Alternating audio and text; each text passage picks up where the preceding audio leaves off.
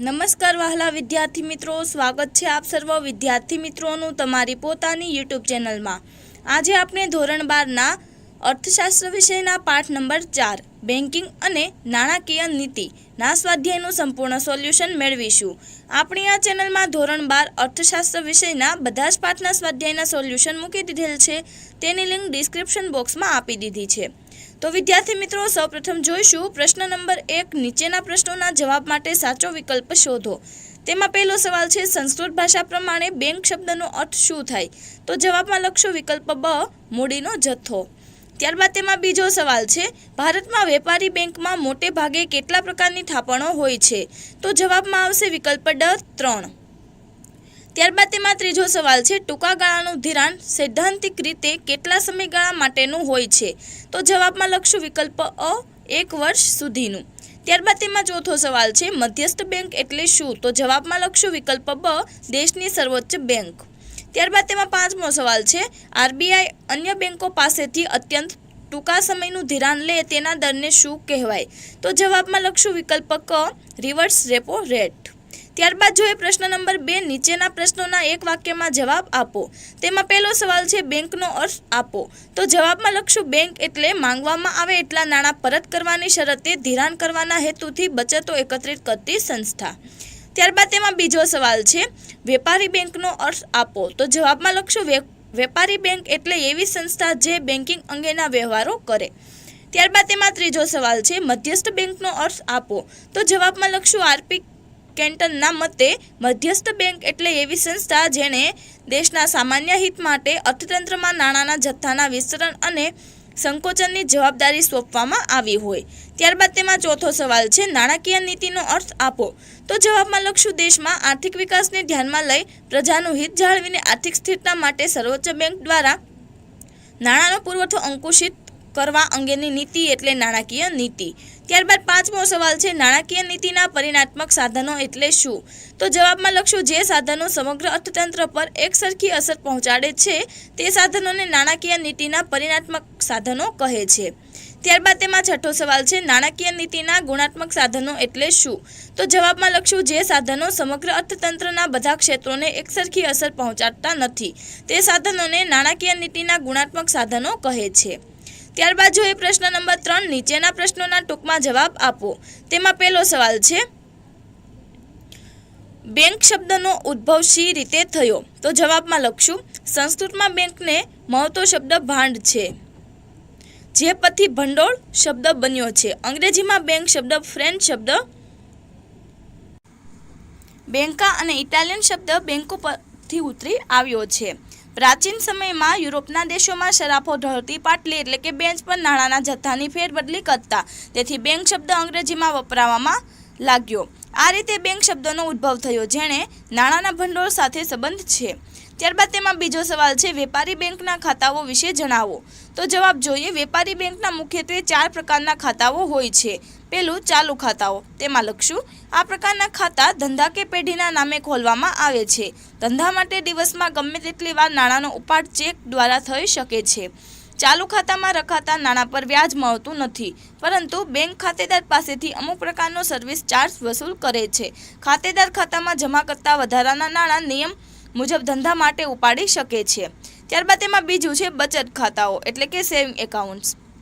તેમાં લખશું આ પ્રકારના ખાતા વ્યક્તિઓ પોતાની ટૂંકા ગાળાની બચત માટે ખોલાવે છે।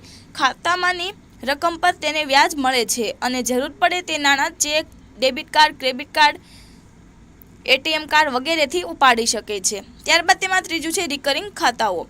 તો તેમાં લખશું આવા ખાતા જે વ્યક્તિઓ એક સાથે બચત કરવા ન ઈચ્છતી હોય પરંતુ અમુક ચોક્કસ સમયગાળા દરમિયાન દર મહિને કોઈ ચોક્કસ સમય ખાતામાં જમા કરવા ઈચ્છતી હોય તેવી વ્યક્તિઓ ખોલાવે છે।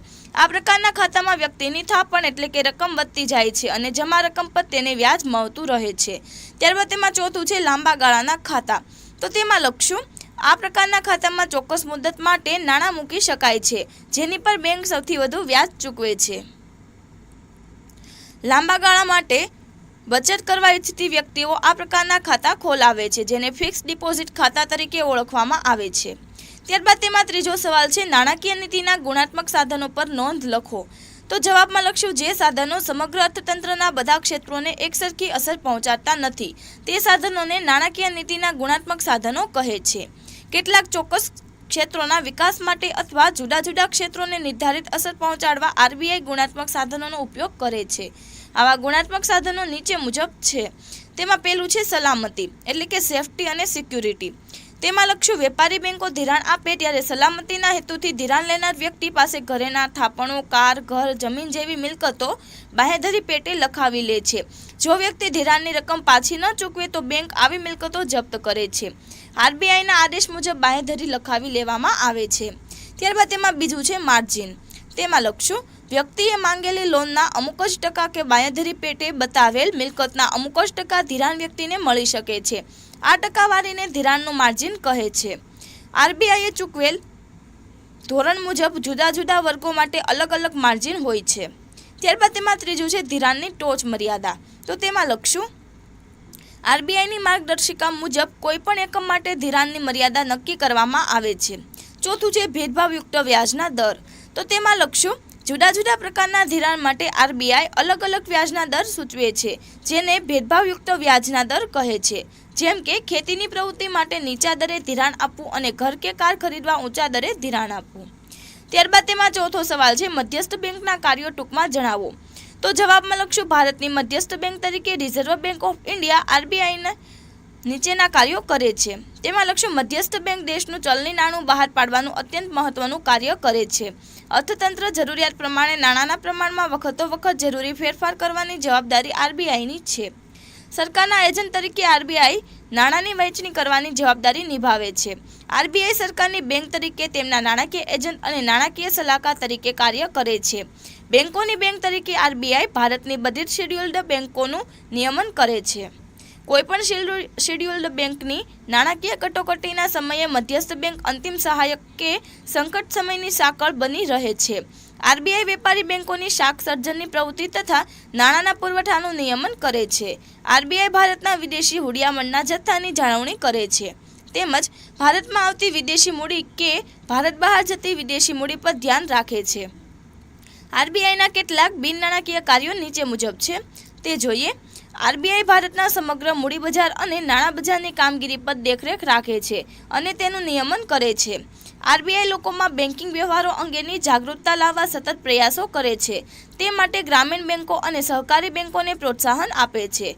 આર્થિક પરિવર્તનનો લાભ મેળવવા માટે આરબીઆઈ અગ્રતા ધરાવતા ક્ષેત્રો જેવા કે ખેતી, નાના ઉદ્યોગો, પરંપરાગત ગૃહ ઉદ્યોગો, સ્વરોજગારો વગેરે માટે ખાસ ધિરાણ વ્યવસ્થા ઊભી કરે છે. બેન્કોના ગ્રાહકોના હિત અને હકની જાળવણીનું કાર્ય પણ આરબીઆઈ કરે છે. ત્યારબાદ જોઈએ પ્રશ્ન નંબર 4. નીચેના પ્રશ્નોના મુદ્દાસર જવાબ આપો. તેમાં પહેલો સવાલ છે વેપારી બેંક અને મધ્યસ્થ બેંક વચ્ચેનો તફાવત જણાવો. તો જવાબ જોઈએ વેપારી બેંક અને મધ્યસ્થ બેંકના સ્વરૂપ, કાર્યક્ષેત્ર તથા સત્તાઓ વચ્ચે વિશાળ અંતર છે. તેમની વચ્ચેના તફાવતના મુખ્ય મુદ્દા નીચે પ્રમાણે છે. તો તેમાં જોઈએ વેપારી બેંક અને મધ્યસ્થ બેંક વચ્ચે તફાવત. તેમાં જોઈએ વેપારી બેંકો લોકોની થાપણો સ્વીકારે છે અને લોકોને વ્યાજે નાણાં ધીરે છે, જ્યારે મધ્યસ્થ બેંક વેપારી ધોરણે લોકોની થાપણો સ્વીકારવાનું કે ધિરાણ કરવાનું કાર્ય કરતી નથી. વેપારી બેંકોની પ્રવૃત્તિઓનો મુખ્ય ઉદ્દેશ નફો કરવાનો હોય છે, જ્યારે મધ્યસ્થ બેંક નફો કરવાના આશયથી નહીં પરંતુ દેશની આર્થિક સ્થિરતા જાળવવાના અને દેશના આર્થિક વિકાસમાં સહાયક તથા માર્ગદર્શન બનાવવાના આશયથી અનેકવિધ કાર્યો કરે છે. વેપારી બેંકો એ લોકો માટેની બેંકો છે, જ્યારે મધ્યસ્થ બેંક બેંકોની બેંક અને સરકારની બેંક છે. વેપારી બેંકો જો રાષ્ટ્રીયકૃત ન હોય તો ખાનગી માલિકીની હોય છે, જ્યારે મધ્યસ્થ બેંક ઘણું ખરું રાજ્યની માલિકીની હોય છે. વેપારી બેંકોની વિદેશોમાં શાખાઓ હોઈ શકે છે, જ્યારે મધ્યસ્થ બેંકની વિદેશોમાં શાખાઓ હોઈ શકે નહીં.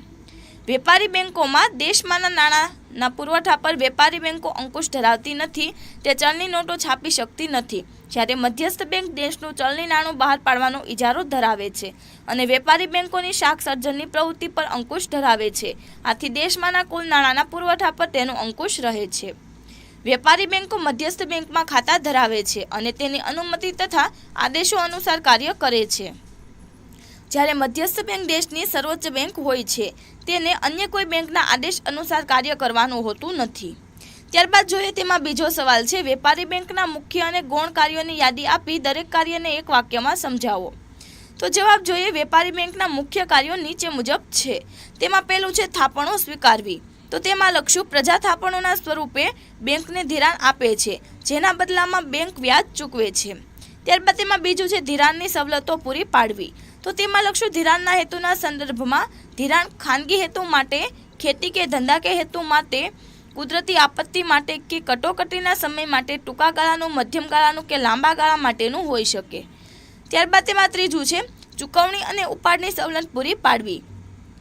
તો તેમાં લખશું બેંક ગ્રાહકોને check, draft, debit card, credit card, ATM, internet banking વગેરે સુવિધાઓ દ્વારા નાણાંની ચૂકવણી અને ઉપાડની સગવડ આપે છે. તેમાં ચોથું છે શાખ સર્જનનું કાર્ય કરે છે. તો તેમાં લખશું બેંક પોતાની પ્રાથમિક થાપણોમાંથી કાયદેસરનું રોકડ અનામતનું પ્રમાણ જાળવી ગ્રાહકોને ધિરાણ આપી અનેક થાપણોનું સર્જન કરે છે. પાંચમું છે આંતર બેન્કિંગ વ્યવહારો કરવા. તો તેમાં લખશું મધ્યસ્થ બેંક દ્વારા એક બેંક બીજી બેંકને ટૂંકા કે લાંબા ગાળા માટે ધિરાણ પૂરું પાડે છે. ત્યારબાદ જોઈએ વેપારી બેંકના ગૌણ કાર્યો નીચે મુજબ છે. તેમાં પહેલું છે ગ્રાહકોના એજન્ટ તરીકે કામ કરે છે. ગ્રાહકો વતી વીમાના પ્રીમિયમ, વીજળી બિલ, ટેલિફોન બિલ વગેરેની ચૂકવણીની સુવિધાઓ આપે છે. તેમાં બીજું છે ગ્રાહકોને ઉપયોગી સેવાઓ પૂરી પાડે છે. તો તેમાં લખશું બેંકો મહત્વના દસ્તાવેજો, કિંમતી વસ્તુઓ, દાગીના વગેરેની સાચવણી માટે સેફ ડિપોઝિટ વોલ્ટની સુવિધા આપે છે. તેમજ ચૂકવણીની વિશ્વસનીયતા માટે બેંક ડ્રાફ્ટ કે પે ઓર્ડરની સુવિધા પૂરી પાડે છે. ત્યારબાદ તેમાં ત્રીજું છે આધુનિક સેવાઓ પૂરી પાડે છે. તેમાં લખશું એક બેંકના ખાતામાંથી કોઈ બીજી બેંકના ખાતામાં ઝડપથી નાણાંની ઇલેક્ટ્રોનિક ટ્રાન્સફર માટે NEFT, RTGS, internet banking, mobile phone banking વગેરે જેવી સુવિધાઓ પૂરી પાડે છે. ડિમાન્ડ ખાતાની સગવડ દ્વારા શેર સ્ટોક વગેરે સ્વરૂપે સાચવી શકાય છે. ત્યારબાદ તેમાં ત્રીજો સવાલ છે મધ્યસ્થ બેંકના પરિણાત્મક અને ગુણાત્મક સાધનોની યાદી આપીને દરેકને એક વાક્યમાં સમજાવો. તો જવાબ જોઈએ મધ્યસ્થ બેંકના પરિણાત્મક કાર્યો નીચે મુજબ છે. તેમાં પહેલું છે ચલણ બહાર પાડવાનું કાર્ય કરે છે. તો તેમાં લખશું ₹2 કે તેથી વધુ મૂલ્યની નોટો છાપે છે અને ચલણી સિક્કાઓની વહેંચણીની જવાબદારી નિભાવે છે. તેમાં બીજું છે સરકારની બેંક તરીકે કાર્ય કરે છે. તો તેમાં લખશું કેન્દ્ર સરકાર અને રાજ્ય સરકારોની બેંકોના નાણાકીય એજન્ટ અને નાણાકીય સલાહકાર તરીકે મધ્યસ્થ બેંક ફરજ બજાવે છે. ત્રીજું છે બેંકોની બેંક તરીકે કાર્ય કરે છે. તો તેમાં લખશું મધ્યસ્થ બેંક બેંકોની બેંક તરીકે બેંકોની સ્થાપના, તેમની શાખાઓના વિસ્તાર, તેમની ધિરાણ નીતિ, વ્યાજના દર વગેરે બાબતોનું નિયમન કરે છે. ત્યારબાદ તેમાં ચોથું છે બેંકોના અંતિમ સહાયક તરીકે કાર્ય કરે છે. તો તેમાં લખશું કટોકટીના સમયે દેશમાંની બધી વેપારી બેંકો માટે મધ્યસ્થ બેંક અંતિમ સહાયક કે સંકટ સમયની સાંકળ બની રહે છે. ત્યારબાદ તેમાં પાંચમું છે શાખ નિયમનનું કાર્ય કરે છે. તો તેમાં લખશું અર્થતંત્રમાં સ્થિરતા આવે અને અર્થતંત્રનો વિકાસ થાય તે મુજબ મધ્યસ્થ બેંક વેપારી બેંકોની શાખ સર્જનની પ્રવૃત્તિનું નિયમન કરે છે. છઠ્ઠું છે વિદેશી ઉડિયામણની જાળવણી કરે છે. તો તેમાં લખશું મધ્યસ્થ બેંક ભારતના ચલણનું મૂલ્ય અન્ય દેશોના ચલણની સામે જળવાઈ રહે તેની કામગીરી કરે છે. મધ્યસ્થ બેંકના ગુણાત્મક કાર્યો નીચે મુજબ છે. તેમાં પહેલું છે નિયમન અને દેખરેખની કામગીરી કરે છે. તો તેમાં લખશું ભારતના સમગ્ર મૂડી બજાર અને નાણાં બજારના કાર્યોનું નિયમન કરે છે અને તેની દેખરેખ રાખે છે. બીજું છે પ્રોત્સાહન આપવાનું કાર્ય કરે છે.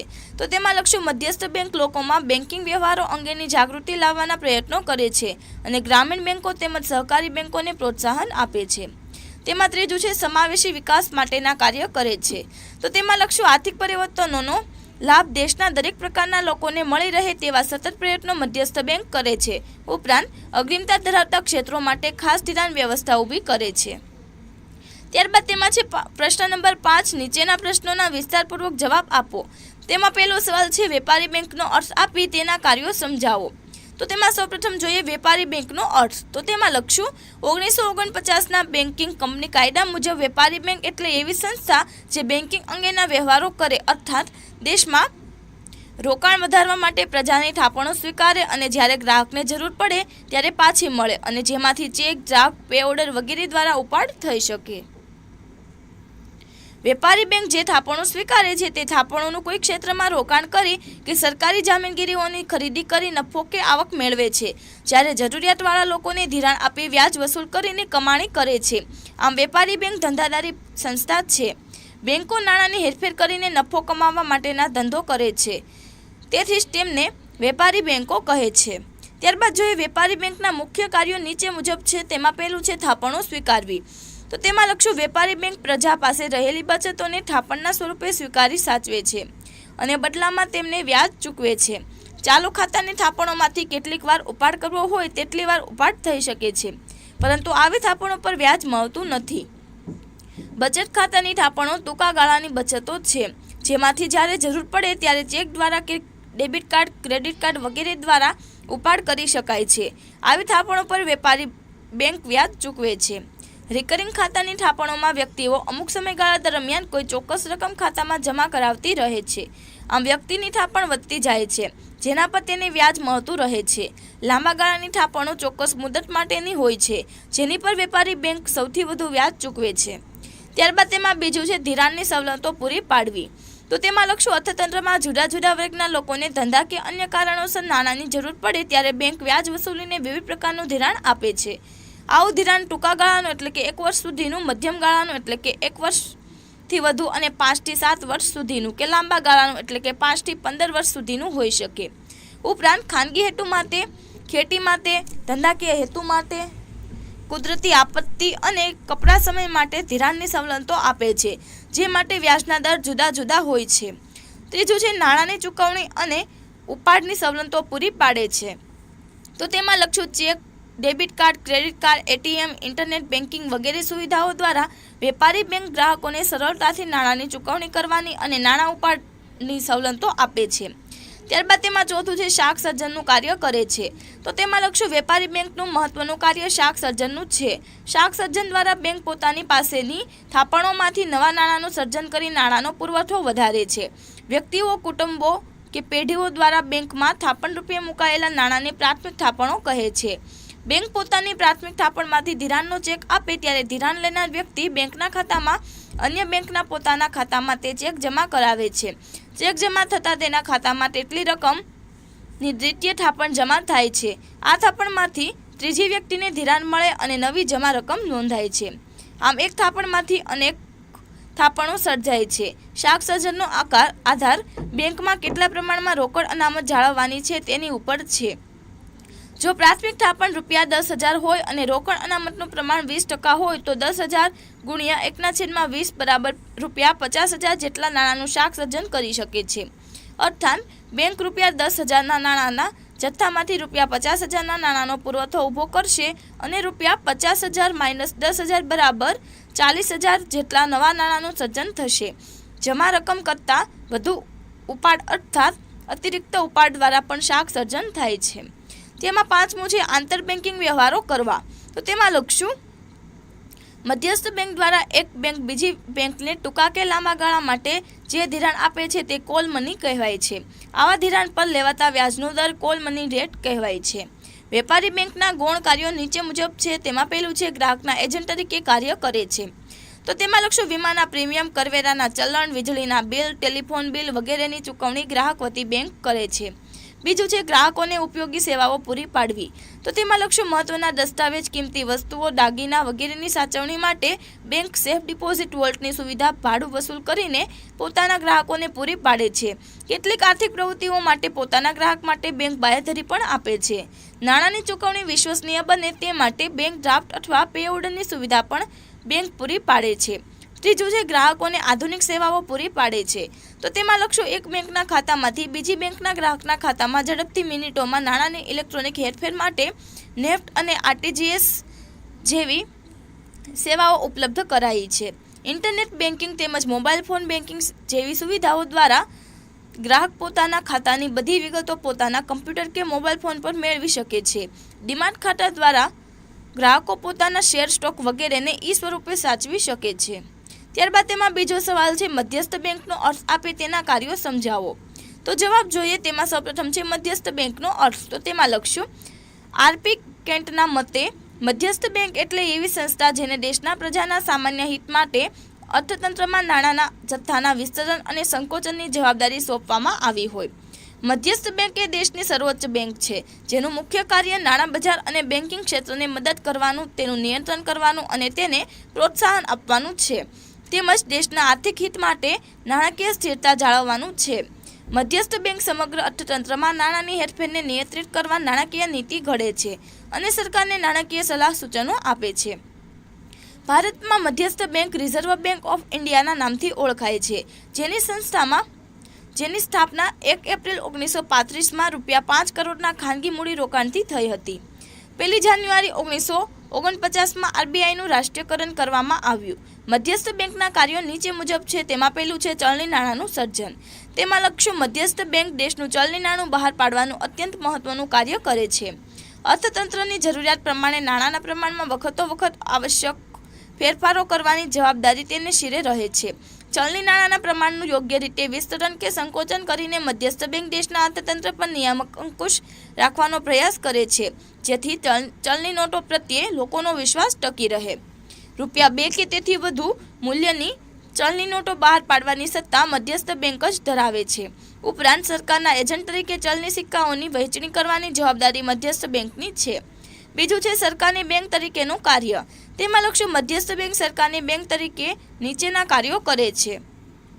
કરવેરા, લોનો વગેરે દ્વારા એકત્ર થતું સરકારી ભંડોળ મધ્યસ્થ બેંકમાં જમા રાખવામાં આવે છે અને મધ્યસ્થ બેંક તેની વ્યવસ્થા કરે છે.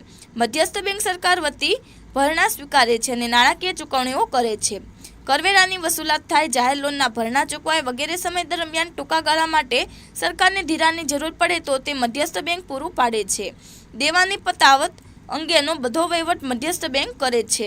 યુદ્ધ, આર્થિક કટોકટી, મંદી વગેરે અસામાન્ય પરિસ્થિતિઓમાં મધ્યસ્થ બેંક અમુક ધારાધોરણની મર્યાદામાં રહીને સરકારને ધિરાણ પૂરું પાડે છે તેમજ નાણાકીય સલાહ આપે છે. મધ્યસ્થ બેંક સરકારને આર્થિક નીતિ નક્કી કરવામાં સલાહ અને માર્ગદર્શન આપે છે. તે સરકારની નાણાકીય નીતિ ઘડવાની અને તેને અમલમાં મૂકવાની કામગીરી બજાવે છે. આમ દેશની આર્થિક સ્થિરતા જાળવવામાં મધ્યસ્થ બેંક મહત્વની ભૂમિકા ભજવે છે. આ ઉપરાંત મધ્યસ્થ બેંક સરકારની બેંક તરીકેનું મહત્વપૂર્ણ કાર્ય પણ કરે છે. તે સરકારની મિત્ર, સલાહકાર અને માર્ગદર્શક તરીકેની અગત્યની કામગીરી બજાવે છે. તેમાં ત્રીજું છે બેંકોની બેંક તરીકેનું કાર્ય. તો તેમાં લક્ષ્ય મધ્યસ્થ બેંક દેશની સર્વોચ્ચ બેંક હોવાથી બેંકોની વડીલ બેંક તરીકે કામગીરી બજાવે છે. દેશની દરેક વ્યાપારી બેંકનું મધ્યસ્થ બેંકમાં ખાતું હોય છે. વેપારી બેંકોના ખાતેદારો દ્વારા રજૂ કરવામાં આવેલા ચેકોની લેવડ-દેવડની પતાવત માટે હવાલા દફતર એટલે કે ક્લિયરિંગ હાઉસની કામગીરી મધ્યસ્થ બેંક દ્વારા થાય છે. વેપારી બેંકોમાં લોકોનો વિશ્વાસ ટકી રહે અને થાપણદારોની થાપણોની સલામતી જળવાય એ માટે વેપારી બેંકોએ પોતાની રોકડ થાપણોના 3% ભાગ મધ્યસ્થ બેંકમાં અનામત તરીકે મૂકવાનો રહે છે. આવી રોકડ અનામતોનું પ્રમાણ રિઝર્વ બેંક 15% સુધી વધારી શકે છે. મધ્યસ્થ બેંકે અનામતોનું રક્ષણ કરે છે. એ અનામતોમાંથી તે વેપારી બેંકોને ધિરાણ કરે છે. વેપારી બેંકને ગમે તે કારણસર વધારાના નાણાંની જરૂરિયાત જણાય એવા સમયે મધ્યસ્થ બેંક ઉચ્ચ પ્રકારની જામીનગીરીઓ, વિનિમયપત્રો વગેરે વટાવી આપીને તેમજ શાખના આધારે તેને જરૂરી ધિરાણ પૂરું પાડે છે. બેંકોની સ્થાપના, તેમની શાખાઓનો વિસ્તાર, તેમની ધિરાણ નીતિ, વ્યાજનો દર વગેરે બાબતોનું પણ મધ્યસ્થ બેંક નિયમન કરે છે. આ મધ્યસ્થ બેંક બેંકોની બેંક તરીકેનું કાર્ય કરે છે. તેમાં ચોથું છે અંતિમ સહાયક કે સંકટ સમયની સાંકળ તરીકેનું કાર્ય. તો તેમાં લક્ષ્ય કોઈ બેંક પરનો વિશ્વાસ ઉઠી જવાથી લોકો પોતાની થાપણો ઉઠાવી લેવા માટે ઘસારો કરે કે એવી અન્ય કોઈ પણ પ્રકારની નાણાકીય કટોકટીમાં બેંક મુકાઈ જાય ત્યારે મધ્યસ્થ બેંક તેની વહારે થાય છે.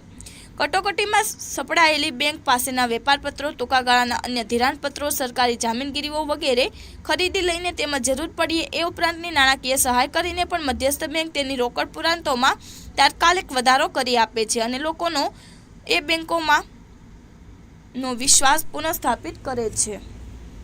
આમ કટોકટીના સમયે દેશમાંની બધી વેપારી બેંકો માટે મધ્યસ્થ બેંક અંતિમ સહાયક કે સંકટ સમયની સાંકળ બની રહે છે. માત્ર વેપારી બેંકોને જ નહીં પરંતુ સરકારને અને જાહેર સાહસોને પણ ગંભીર નાણાકીય કટોકટીના સમયે આવશ્યક ધિરાણો પૂરા પાડી મધ્યસ્થ બેંક તેમના અંતિમ નાણાકીય સહાયક તરીકેની ભૂમિકા અદા કરે છે. ત્યારબાદ તેમાં પાંચમું છે શાખ નિયમનનું કાર્ય. તો તેમાં લક્ષ્ય નાણાકીય નીતિના વિવિધ સાધનોની મદદ વડે મધ્યસ્થ બેંક વેપારી બેંકોની શાખ સર્જનની પ્રવૃત્તિ તથા નાણાંના પુરવઠાનું નિયમન કરે છે. છઠ્ઠું છે વિદેશી ઉડિયામણની જાળવણીનું કાર્ય. તો તેમાં લક્ષ્ય જ્યારે કાયદાકીય રીતે વિદેશી ઉડિયામણનો દર સ્થિર રાખવામાં આવે ત્યારે મધ્યસ્થ બેંક ઉડિયામણનો દર નક્કી કરે છે. પરંતુ જ્યારે વિદેશી ઉડિયામણનો દર બજારમાં તેની માંગ અને પુરવઠાને આધારે નક્કી થતો હોય ત્યારે મધ્યસ્થ બેંક વિદેશી ઉડિયામણની ખરીદી કે વેચાણ કરીને વિદેશી ઉડિયામણની સરખામણીમાં ભારતના રૂપિયાનું મૂલ્ય જાળવે છે. આ ઉપરાંત મધ્યસ્થ બેંક વિદેશી ઉડિયામણની અનામતોની જાળવણી કરે છે. મધ્યસ્થ બેંકના બિન નાણાકીય કાર્યો નીચે મુજબ છે. તેમાં લખશું વેપારી બેંકોની શાખાઓના વિસ્તરણ, કામ કરવાની પદ્ધતિ, બેંકો સિવાયની નાણાકીય સંસ્થાઓ તથા સહકારી બેંકોની કામગીરી પર દેખરેખ અને નિયમનનું કાર્ય મધ્યસ્થ બેંક કરે છે. મધ્યસ્થ બેંક લોકોમાં બેન્કિંગ વ્યવહારો અંગેની જાગૃતિ લાવવા ગ્રામીણ બેંકોનું વિસ્તરણ થાય તેવા પ્રયત્નો કરે છે તેમજ લોકોના હિત જળવાય તે માટે સહકારી બેંકોને પ્રોત્સાહન આપે છે. દેશના અર્થતંત્રમાં થતા પરિવર્તનોના લાભ દેશના દરેક પ્રકારના લોકોને મળી રહે તે માટે મધ્યસ્થ બેંક બેન્કિંગ ક્ષેત્રમાં વિકાસ માટેના સતત પ્રયાસો કરતી રહે છે.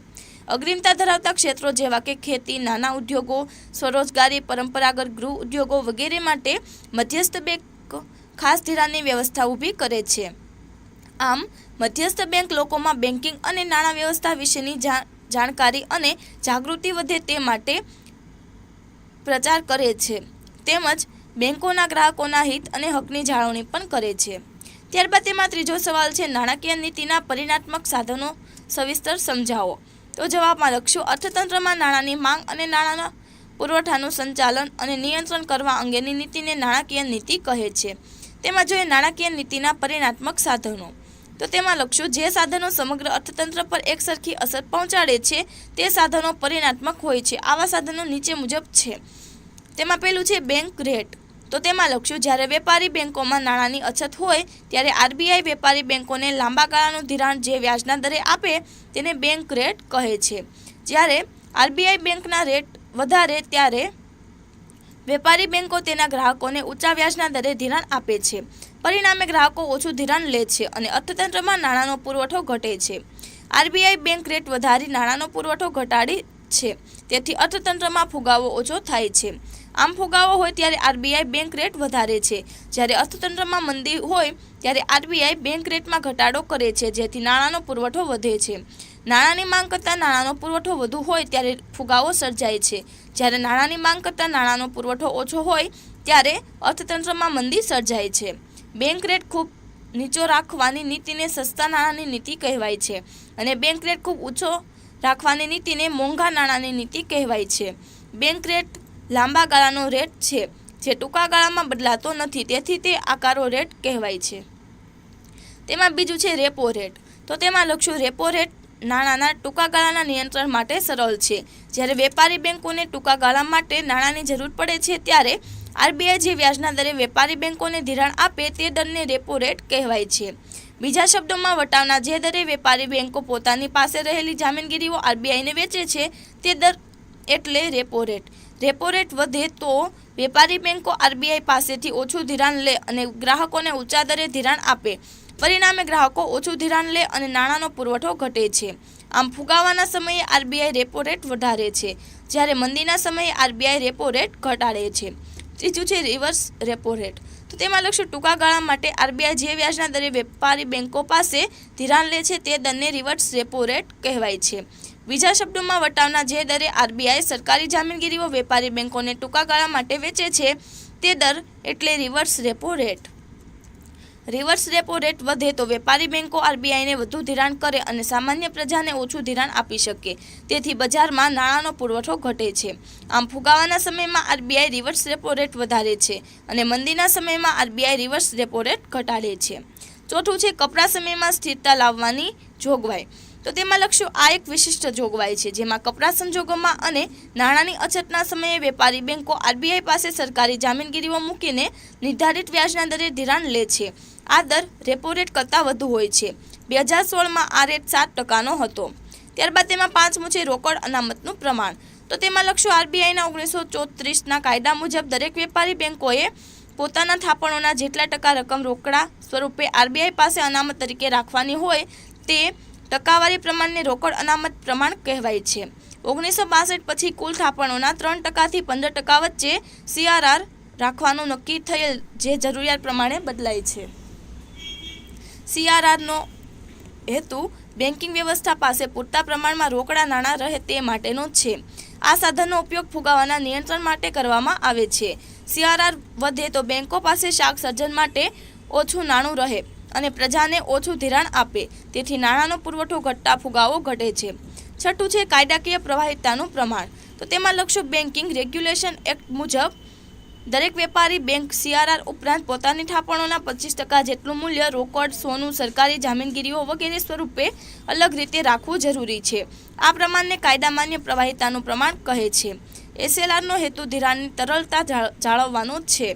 જો SLR ઊંચું હોય તો બેંકોની થાપણોનું વધુ પ્રમાણ સરકારી જામીનગીરીઓમાં રોકાય છે અને બેંકો તેટલા પ્રમાણમાં ઓછું ધિરાણ આપી શકે છે. જો SLRનો નીચો હોય તો બેંકો વધુ ધિરાણ આપી શકે છે. ત્યારબાદ તેમાં 7મું છે ખુલ્લા બજારના કાર્યો. તો તેમાં લખશો અર્થતંત્રમાં નાણાંનો પુરવઠા વધારવા કે ઘટાડવા RBI ખુલ્લા બજારમાં સરકારી જામીનગીરીઓનું ખરીદ વેચાણ કરે છે, જેને ખુલ્લા બજારનું કાર્ય કહેવાય છે. આ પ્રકારનું કાર્ય ફુગાવા કે મંદીના નિયંત્રણ માટે કરવામાં આવે છે.